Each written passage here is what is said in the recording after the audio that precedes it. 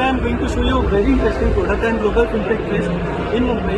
This is UPI ATM made by NPCI, powered by NCR Corporation. How this will work? Let's try it out. So you just have to click on UPI cardless cash button. Instead of swiping your debit card, you can simply scan the QR code that will be displayed on this screen.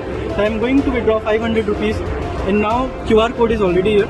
I will open supported UPI app. So Bheem is the official UPI app that I'm using here. Once the app is open, you have to click on scan button, and you can select the desired bank account. I'm using Bank of Baroda, and just click on confirm. It's also displaying that I'm going to withdraw the cash. So it's not a P2P or P2M transaction.